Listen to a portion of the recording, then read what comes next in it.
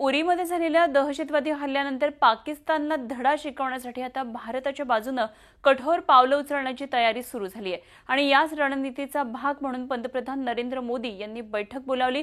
या बैठकीला परराष्ट्र सचिव एस जयशंकर, राष्ट्रीय सुरक्षा सल्लागार अजित डोवाल आणि पंतप्रधानांचे मुख्य सचिव नृपेंद्र मिश्रा उपस्थित आहेत।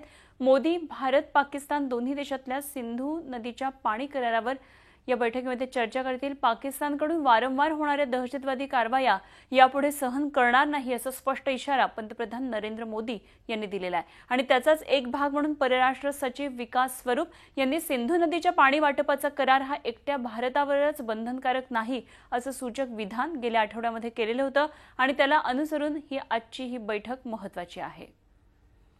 आणि या संदर्भात आणखी सविस्तर माहिती जाणून घेऊया। आमचे दिल्लीतले प्रतिनिधी रामराजे शिंदे सध्या आपल्या बरोबर आहेत। रामराजे, काय सांगता येईल, या बैठकीला सुरुवात झाली आहे का आणि काय नेमक्या बैठकीमध्ये आणखी मुद्दे चर्चेला जाणार आहेत? बिलकुल, पंतप्रधान यांचं जे घर आहे 7 RCR 7 रेसकोर्स रोड, आता त्या घराचं नाव बदललेलं आहे, लोक कल्याण रोड असं नाव ठेवलेलं आहे आणि त्यांच्या बंगल्यातच ही बैठक सुरू आहे।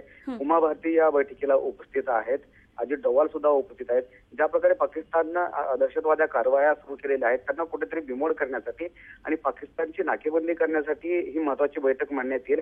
कारण सिंधू खोऱ्यातील 6 नद्यांमधून साधारणतः 7% पाणी भारतामधून पाकिस्तानला जात आहे, तर तो 1960चा करार आहे आणि त्यानुसार भारताला अधिकार आहेत।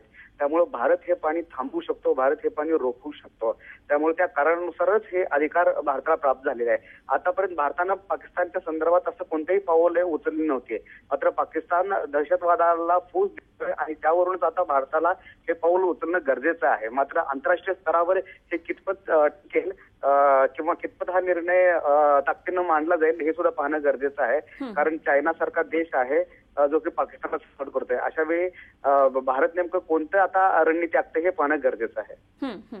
धन्यवाद राम, दिलेल्या सगळ्या सविस्तर माहितीविषयी। या बैठकीविषयीचे अपडेट्स आपल्याकडून वेळोवेळी जाणून घेत राहू। रामराजे शिंदे आमचे प्रतिनिधी नवी दिल्लीतून आपल्या बरोबर होते। तर उरी हल्ल्यानंतर आता या करारावर पुनर्विचार होणार आहे। सिंधू पाणी करारावर मोदींसोबत आता बैठक सुरू झालेली आहे। झी 24 तास रहा एक पाऊल पुढे।